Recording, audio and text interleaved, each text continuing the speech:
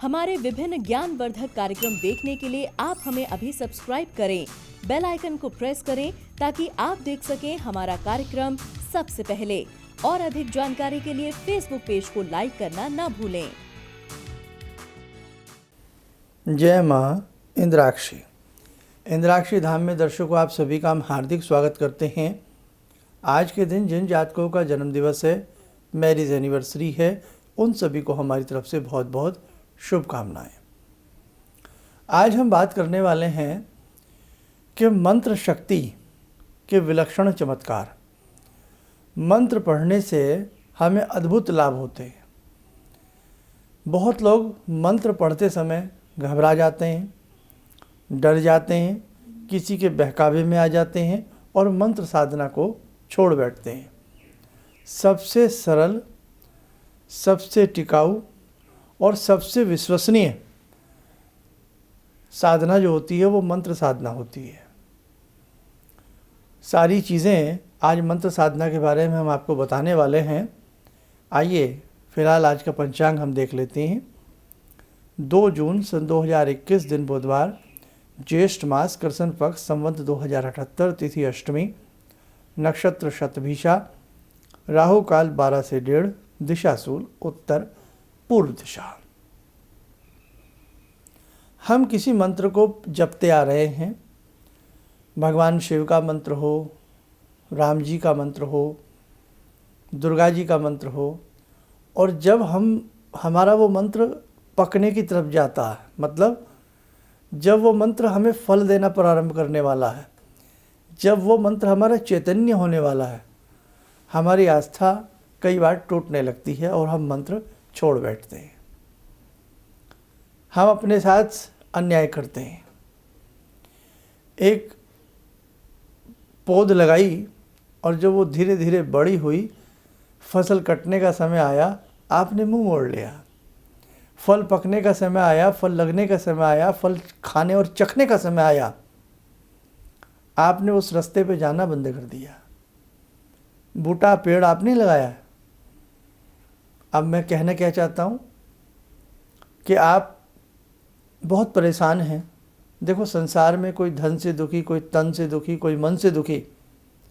दुखी भैया सब हैं, चाहे किसी भी रूप में हो, लेकिन दुखी सब हैं, थोड़े हों या ज़्यादा हों। हम हिंदू शास्त्र में, सनातन शास्त्र में हमारे पास सबसे बड़ी धरोहर है अपनी मंत्र साधना। भारत से विश्व में पहुंची है ये मंत्र साधना, और इस मंत्र साधना को हमारे ऋषियों ने जीवंत दिया है, प्राण दिए हैं। मंत्रों के नाना भांति के कायदे, मंत्र जप का तरीका, माला जप का तरीका, ऐसा कोई बात नहीं है जो वो हमें समझा करके नहीं गए हैं। और आज भी जो हमारे मध्य हैं वो हमें समय समय पर सारी बातें समझाते रहते हैं। हमें ये भी मालूम है कि हमारे भगवान हैं, हमें भगवान की पूजा करनी चाहिए, लेकिन न जाने क्यों आज हम लोग बहकावे का शिकार हो रहे हैं। आज हम मंत्र पे विश्वास नहीं करते। कई बार तो भगवान को भी लोग नकारने का प्रयास कर देते हैं, भगवान पर भी विश्वास नहीं करते।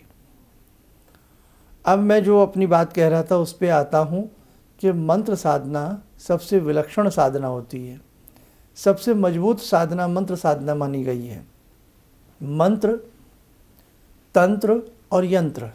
कुछ लोग मंत्र साधना करते हैं, कुछ लोग तंत्र साधना करते हैं, कुछ लोग यंत्र साधना करते हैं। अलग अलग सबके माध्यम हैं, लेकिन मंत्र साधना सबसे सहज है, सबसे सरल और सबसे सुलभ है।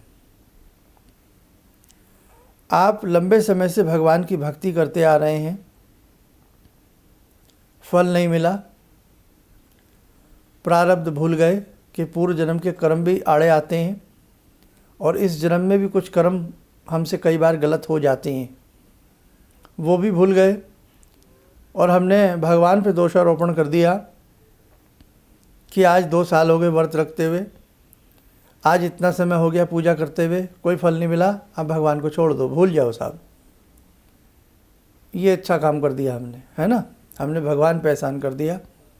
भगवान ही ऐसे हैं जो हमारे सारे हमले, हमारे प्रहार बेचारे झेल जाते हैं, कुछ नहीं कहते हैं।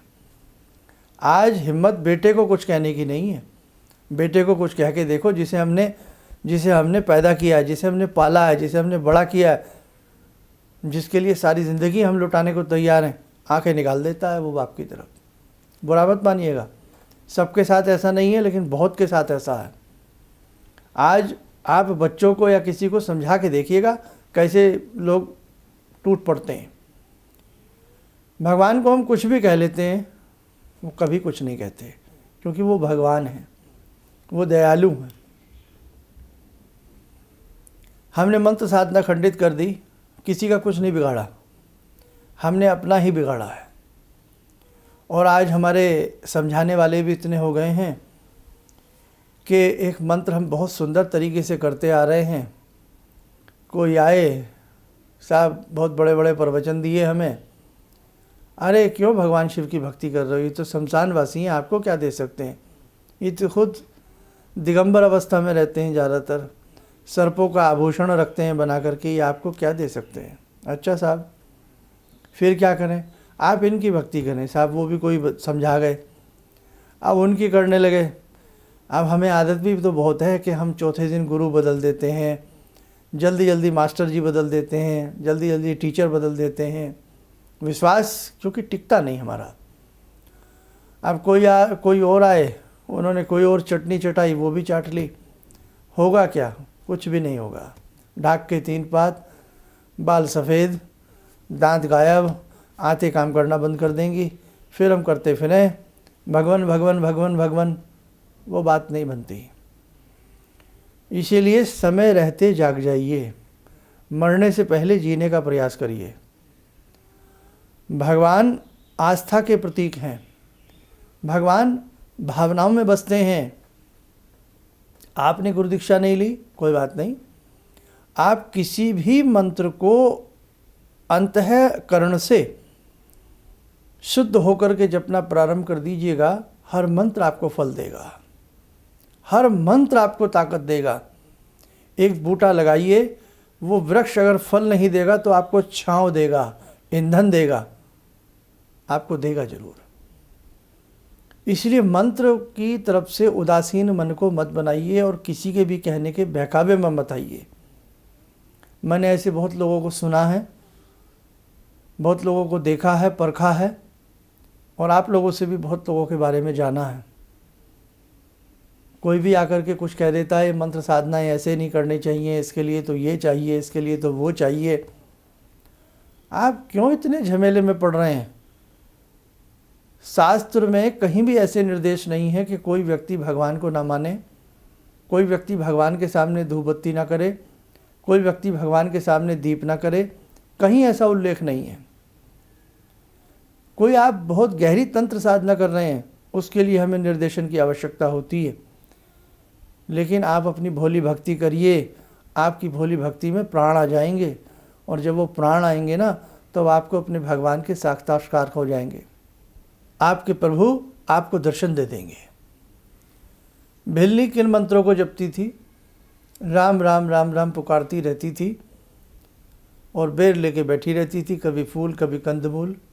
भगवान राम पहुंच गए। अहिल्या पत्थर बनी पड़ी थी, लेकिन पत्थर रूप में ही, जड़ रूप में ही वो प्रभु का स्मरण करती रहती थी। राम जी के चरण पड़े, राम राम बोलती हुई खड़ी हो गई। कहने का भाव कि हम अपने भाव को अच्छा रखें, हम भावनाओं को भगवान के प्रति समर्पित करें और किसी बहकावे का शिकार न बने। आज की समय में आप देखें, हमें कितना लोग तोड़ने का प्रयास करते हैं, हिंदू धर्म पे कितना कुठाराघात करने का प्रयास करते हैं। पहले से ही हमारे बच्चे उदासीन हो चुके हैं। आप खुद उदासीन रहेंगे, खुद भगवान के प्रति आपको आस्था नहीं होगी, तो आपके बालकों को भी नहीं होगी। ये समय ऐसा है कि भगवान के प्रति जुड़ जाएं, अपनी आस्था को बलवान बनाएं। मीरा को कितना समझाया, लेकिन वही मीरा भगवान श्री कृष्ण के रूप में साधनाओं में लीन होती गई और उन्हीं मीरा को भगवान ने अंगीकार किया, स्वीकार किया और शायद पहली भक्त हैं, शायद क्या पहली ही भक्त हैं जो सशरीर भगवान के शरीर में विलीन हो गई। मंदिर के जैसे ही मंदिर में प्रवेश किया, कपाट बंद, और जब कपाट खोले गए तो मीरा कहीं दिखाई नहीं दी। भगवान ने अपने में उन्हें विलीन कर लिया। पानी में कुछ भी मिलाओ, पानी उस जैसा ही हो जाता है। भगवान को जिस भाव से भजोगे, भगवान भक्त के प्रति वैसे ही हो जाते हैं। इसलिए ये अनास्थाओं का दौर है।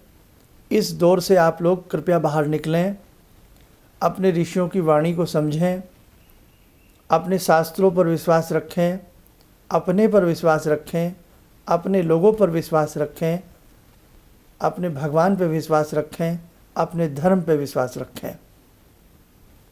आप किसी भी मंत्र को पढ़िए, वही मंत्र आपको फल देगा। इसीलिए कई बार आप भ्रमित हो जाते होंगे कि शिव पुराण पढ़ें तो हमें ये सुनने को मिलता है कि शिव जी से बड़े कोई नहीं और शिव जी को पूजो। विष्णु पुराण पढ़ें तो विष्णु से बड़ा कोई नहीं, और भागवत गीता को पढ़ें तो कृष्ण से बड़ा कोई नहीं, और रामायण जी को भजें तो राम से बड़ा कोई नहीं। मन में सवाल आते हैं ना कि फिर हम किसको माने? नहीं साहब, सब बड़े हैं, हमारे प्रभु सभी बड़े हैं। इसलिए भगवान में कोई कंपैरिजन नहीं है। हम अगर जो शिव भक्त हैं, शिव को मान रहे हैं तो शिव सर्वस्व हैं उनके लिए। जो राम को मान रहे हैं तो राम ही सर्वस्व हैं उनके लिए। जो कृष्ण को मान रहे हैं, जो भगवती को मान रहे हैं तो भगवती ही सर्वस्व हैं उनके लिए। इसीलिए कहा जाता है कि ईश्वर एक हैं। किसी भी एक ईश्वर को आप मान लीजिए, आपकी जीवन की नैया पार हो जाएगी। आस्था के साथ प्रभु को भजते जाइए, भजते जाइए, भजते जाइए, आपको बहुत कुछ मिल जाएगा। दूध को जमाया जाता है और जब उसे मथानी से लुढ़का जाता है विश्वास के साथ, तो मक्खन बाहर निकल आता है। दूध ही नकली हो, तरीका भी ना आता हो, तो मक्खन नहीं आएगा। भगवान को माने ना, इधर उधर के चीज़ों को मानने लग जाएं और विधि विधान से कंडम हो, कुछ न जानते हों। 100 साल ऐसे मथते रहिए पानी में, मथानी को, मक्खन नहीं निकल सकता। अर्थ समझें। इसीलिए शास्त्रों में जिन देवी देवताओं का जिक्र है, शास्त्रों में जिन ऋषियों का जिक्र है, सिर्फ उस आस्था पर जोर रखिए।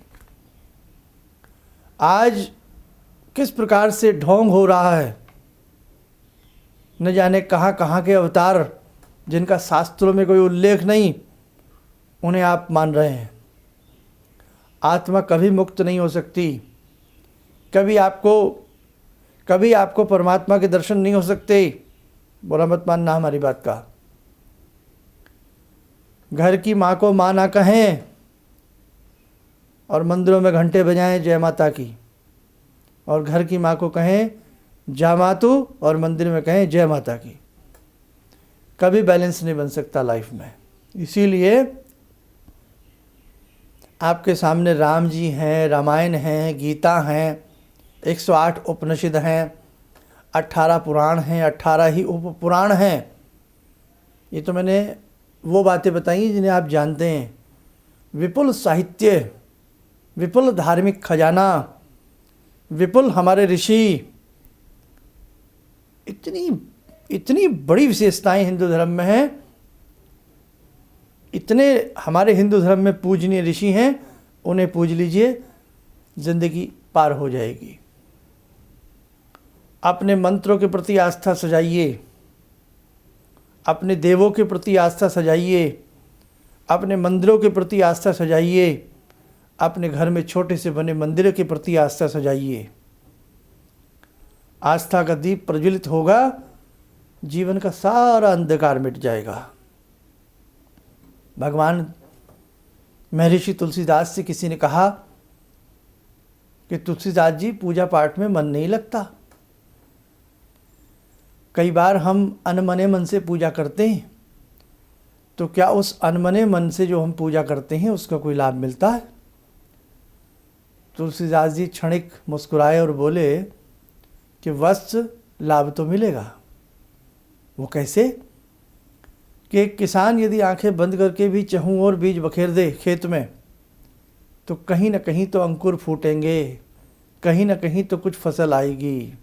उसी प्रकार से, और यदि वो किसान पूरे मन के साथ बीजों को रोपे बोए, तो फिर फसल बहुत अच्छी आती है। उसके बाद भी उसका ध्यान रखना पड़ता है। ऐसे ही साधक अगर अनमने मन से भी पूजा करे, लेकिन अपने भगवान की, लाभ जरूर मिलेगा। और यदि मन से पूजा करे और उसके बाद फिर ध्यान रखे, तो और भी उसकी भक्ति में चार चांद लग जाएंगे। किसान एक बीज को बोता है, फिर पालता है, बड़ा करता है, रुपाई सिंचाई हर चीज़ का ध्यान रखता है, सर्दी गर्मी हर चीज़ का ध्यान रखता है। वैसे ही जब हम मंत्र जपते हैं, हम कैसा भोजन खा रहे हैं, हम कैसा आहार कर रहे हैं, कैसा विहार कर रहे हैं, हमसे गलती तो नहीं हो रही, मंत्र के प्रति कितनी हमारी चैतन्यता है, सारी बातें हम ध्यान रखें तो निश्चित तौर से हमारी खेती बहुत अच्छी होगी, हमारी मंत्र साधना की फसल बहुत शानदार होगी और जीवन में हम बहुत शानदार आदमी बन जाएंगे। ज़्यादा नहीं कहना चाहता। आप लोग कई बार अलग अलग विचारधारा से सोचने लगते हैं, लेकिन ब्राह्मण हूँ, मेरा फ़र्ज़ है आपको समझाना। जो दीक्षित बालक हैं हमसे, उन्हें भी समझाना, और जो अदीक्षित हैं, जो केवल हमें सुनते देखते हैं, उनको भी समझाना।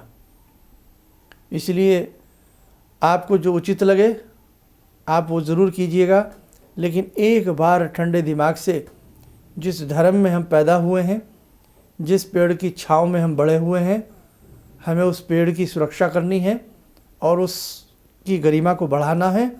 और अपनी मंत्र साधना का चमत्कार अगर देखना चाहते हो ना, विश्वास रखना होगा।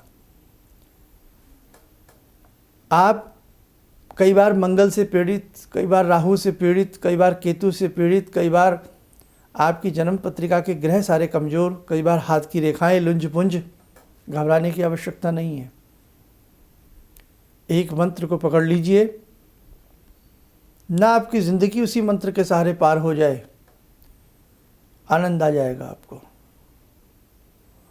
थोड़ा सा अपना जो धार्मिक पुस्तकें हैं वो घर में रखिए, उन्हें पढ़िए, स्वाध्याय बढ़ाइए, अपना चिंतन बढ़ाइए अपना।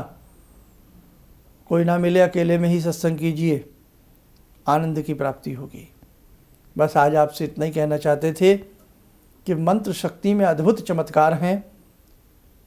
आप इस चमत्कार को यदि लेना चाहते हैं, देखना चाहते हैं, तो एक मंत्र को पूरी आस्था से और पूरे विधि विधान से आप उसे करने लग जाइए। बहुत लोगों का ये कहना है कि हम हृदय न्यास नहीं जानते, हम अंगन्यास नहीं जानते, हम पूजा की पूरी विधि नहीं जानते। कोई बात नहीं, आप सहजता से भोली भक्ति ही करने लग जाइए, धूप दीप जलाइए, और चाहे नमः शिवाय, ओम नमः शिवाय, या कोई भी मंत्र, या ओम राम रामाय नमः, कोई भी करने लग जाइए। आस्था के साथ रामायण पढ़ने लग जाइए, गीता पढ़ने लग जाइए। करिए, आप करिए, आपके जीवन में चार चांद लग जाएंगे। बहुत भ्रांति फैलाई गई हमारे धर्म में कि साहब ऐसा है वैसा है। यहाँ तक के लोगों ने कहा घर में महाभारत नहीं रखते। अरे भाई, क्यों नहीं रखते? भगवान श्री कृष्ण से इतना आप चिढ़ते हैं, महाभारत रखने में क्या बुराई है? महाभारत से हमें शिक्षा मिलती है, रामायण से हमें शिक्षा मिलती है। इसलिए हम बार बार कहते हैं किसी के बहकावे में न आए। रामायण को बहुत लोग कल्पना समझते हैं, कहानी समझते हैं। ये मिथ्या है। जो ऐसा समझता है वो घोर नरक का वासी होगा, उसको घोर पाप लगेगा जो रामायण को इस प्रकार से समझता है। राम नहीं थे, क्यों नहीं थे? आप पुकारिए तो सही, वो आज भी हैं। आपने अपने दादा के दादा और दादा के दादा देखे हैं क्या? नहीं देखे ना, लेकिन थे ना। ऐसे ही भगवान राम भी थे और हैं, शाश्वत हैं। बहुत पीड़ा होती है, आज हमें इतना बहकाया जा रहा है, इतना बहकाया जा रहा है कि साहब पूछिएगा मत, अंत हो चुका है। रामायण जैसी शिक्षा आपको विश्व के किसी कोने में नहीं मिल सकती जो रामायण में शिक्षा मिलती है। बस कहने का भाव मेरा आपसे यही है, आप अपने विश्वास को मत हिलाना, अपने विश्वास को मत डगमगाना। विश्वास की कसौटी सबसे बड़ी कसौटी होती है और विश्वास से बड़े बड़े युद्ध जीते जाते हैं, विश्वास से बड़े बड़े कार्य किए जाते हैं और उस विश्वास से ही आपको परमात्मा के दर्शन भी होंगे। आइए मेरे साथ को समय हो चला है जग जननी से जुड़ने का। जुड़ते हैं आज की ध्यान साधना में माँ भगवती से। ॐ सिन्दूरारुणविग्रहां त्रिनयनां माणिक्यमूलस्फुरात् स्तारानायकशेखरं स्मितमुखी बापेन वक्षोरुवां पाणिभ्यामलपूर्णरत्नचषकां रत्नोत्परां बिभ्रति सौम्यां रत्नगटस्थरक्तचरणां ध्यायेत्पराम् अम्बिकां खड्गं चक्रगदेषु चापपरिगान् शूलम्बुशुण्डिं शिरा शङ्खं संदधतीं करे स्त्रीनयनां सर्वाङ्गभूषावृतां नीलासमद्युतिमास्य पाददशकां सेवे महाकालिकां यामास्तो स्वपितैहरो कमलजो हन्तुं मधुं कैटवं विद्युद्दामसमप्रभां मृगपते स्कन्दस्थितां भीषणां कन्या विहकरवालखेटविलसा धस्ताविरासेवितां हस्तैश्चक्रगदाशिखेटविशिखां चापं गुणं तर्जनीं बिभ्राणामलिलात्मिकां शशिधरां दुर्गां त्रिनेत्रां भजे। कवच बना लें, ध्यान करें, माँ भगवती का आशीर्वाद हम सबके ऊपर बरस रहा है।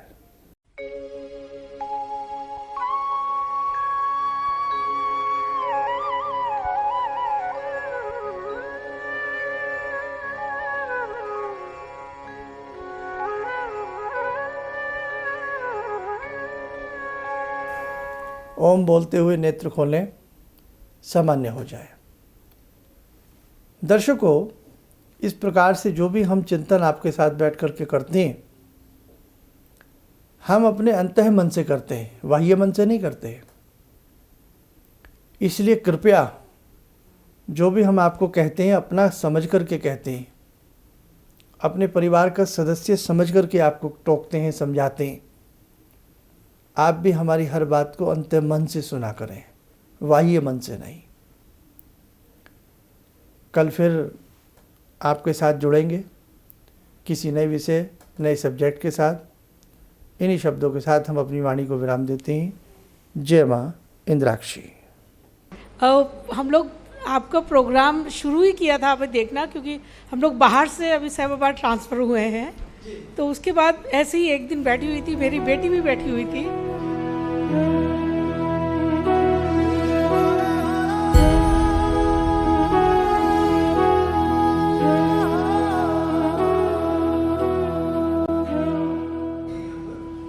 उस टाइम उसके पास जॉब नहीं थी। थोड़ा टाइम उसने जॉब छोड़ी, मैंने एकदम से बोला उसको कि तुम ये लगाओ फ़ोन, और पहली बारी में ही उसका आपके साथ फ़ोन लग गया। पहली बार ही उसका फ़ोन लगा और आपने कहा कि उसको बहुत अच्छी नौकरी मिलेगी। और थोड़े दिन बाद ही उसको बहुत अच्छी नौकरी मिल गई और वो बहुत अच्छी नौकरी कर रही है। धन्यवाद बहुत इसके लिए। किसी भी समस्या के समाधान के लिए मिले प्रसिद्ध हस्तरेखा एवं वास्तु विशेषज्ञ प्रोफेसर धर्मेंद्र शर्मा जी से।